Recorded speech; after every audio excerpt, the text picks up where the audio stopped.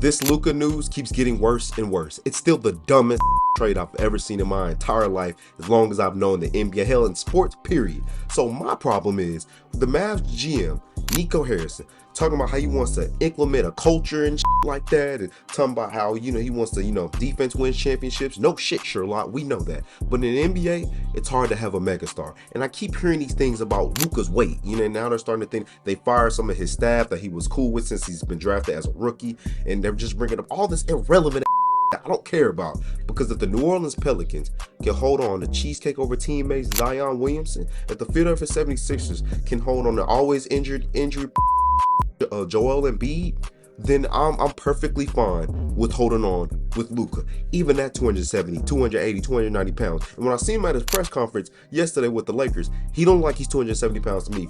I'm a firm belief. I don't think he liked Luka.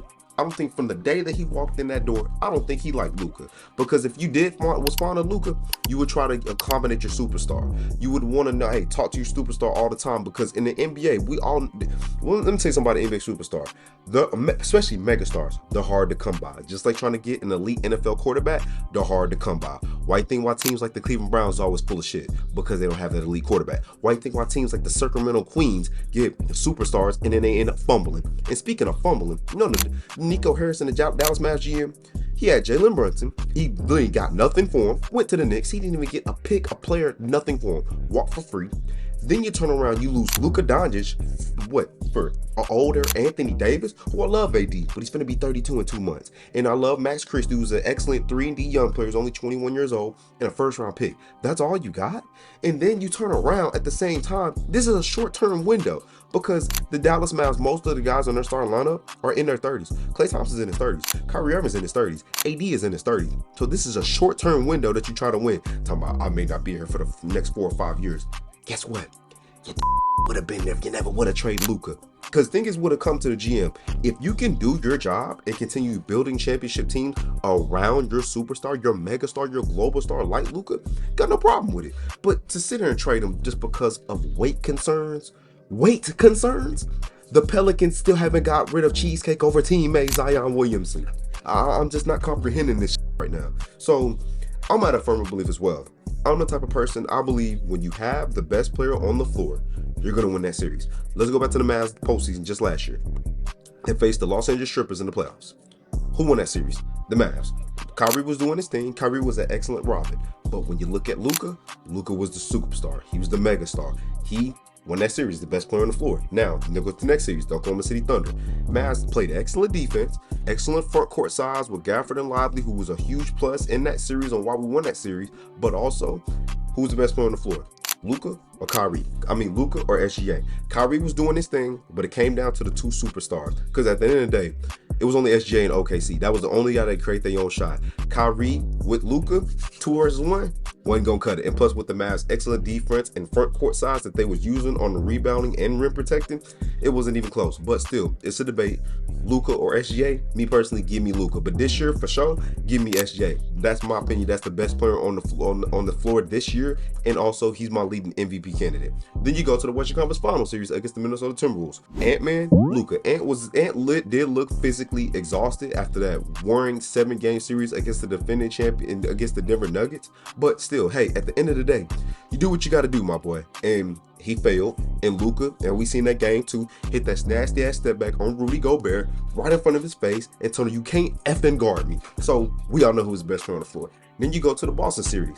I don't know about anybody, but I'd rather take Luka over Jason Tatum. Jason Tatum is not a top 3 player in a lot of people's eyes. It's Jokic, SGA, Luka. Some people got Giannis in there. So Luka was the best player on the floor in the finals, but he didn't play. He lacked a defense, paid it.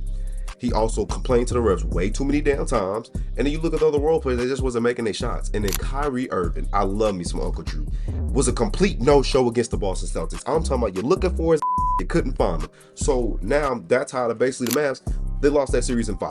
Luka was doing his thing. He averaged over 30 a few times. But regardless, you got to play defense, and you can't be complaining to the refs, because you're complaining to the refs. The Boston Celtics pushing the tempo, and they're running down to the other court while you sitting there complaining. And then you just not playing no defense, letting people just blow past your yes, that's going to have you lose. But I don't give a damn about none of that. The man 25 years old. He's not even in his prime yet. He's going to get better. He's going to mentally understand, in order for me to win, I need to get better as a leader. I need to get better as a player. I need to play a little bit more defense. And speaking of defense, when the Denver Nuggets won a championship, and Nikola Jokic a good defender? Is he? Because Nico Harrison are talking about where defense wins championships, but one of the reasons why he traded Luka was because Luka plays no defense. And I love Dirk Nowitzki. Got, you know what I'm saying? Got him on my wall right behind me.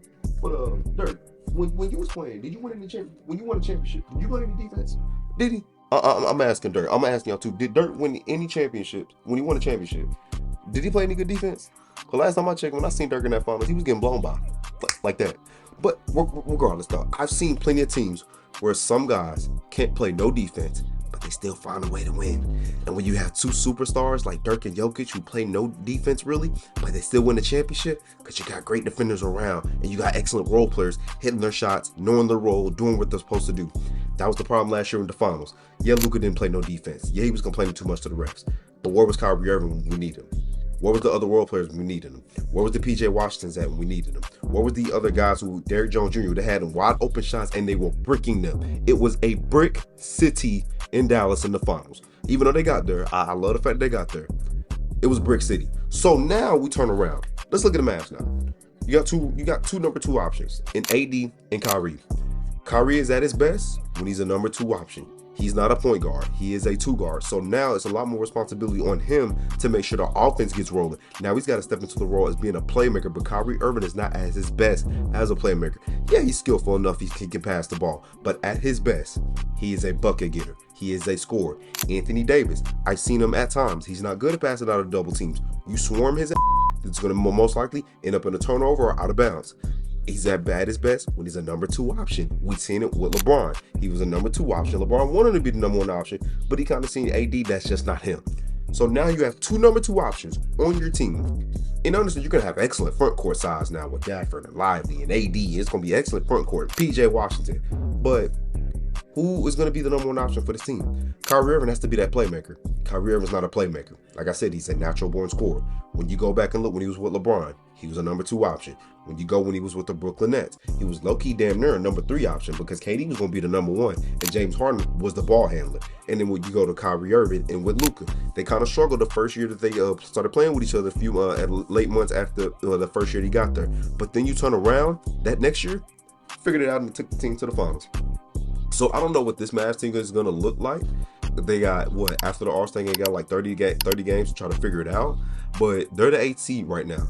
And they got to try to get it rolling. They just lost to the Philadelphia 76ers before AD started playing. So now they're falling even more behind. Now understand the West, hey, you can go on a 10-game winning streak and the team can lose 3 out of the next 4 and you can be back right out of that play-in. But as of right now, it's a hell of a hill to climb for the Dallas Mavs. But Nico Harrison, I will still say, this is the dumbest, and I mean the dumbest trade in NBA history. Luka puts butts in seats. What player you got on your team that puts butts in seats as box office? If you're a true basketball fan, you will go and watch Kyrie Irving. I still want to go and watch Kyrie Irving and AD. I want to see how this works in person.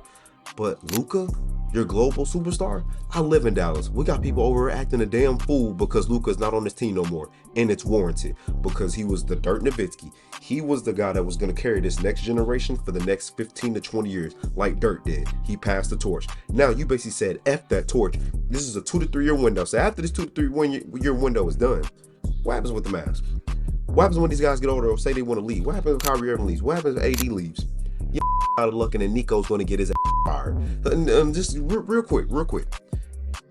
Nico Harrison fumbled Steph Curry because Steph Curry was supposed to sign with Nike, but he fumbled with that because he didn't want to sign Steph Curry. Then Steph Curry turned around and signed with Under Armour, turned one of the best point guards, in my opinion, the best point guard of all time.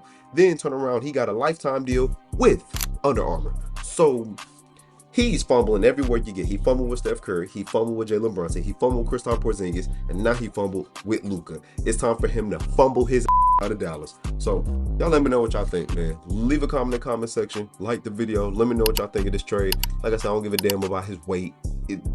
Who gives a shit? The man took you to the final when he's 25 years old. Y'all be smooth. I'll see y'all next time.